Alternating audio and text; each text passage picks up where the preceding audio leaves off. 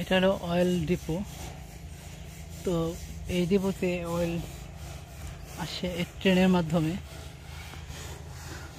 এই ট্রেন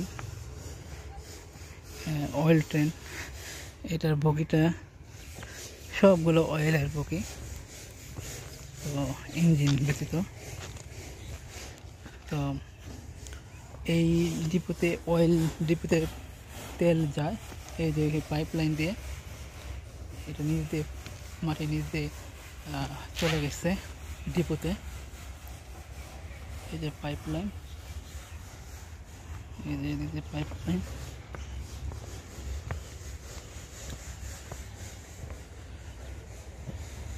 তো এই পাইপলাইন দিয়ে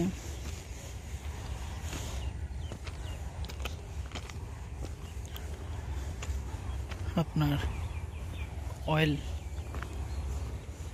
পাম্প করা হয়। এই যে তেল,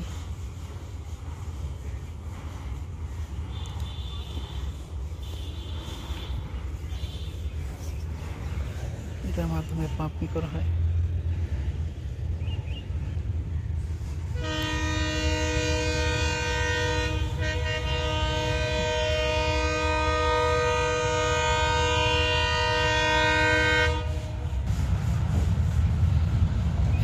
এই পাইপের মাধ্যমে এই মেন পাইপে যাওয়া অনেকগুলো পাইপের সাথে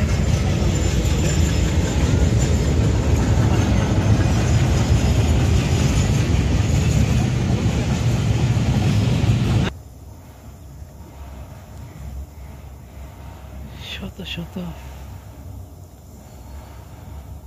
কন্টেনার ব্যারেল, এক একটা বগি, শত শত বগি একটা ট্রেনে।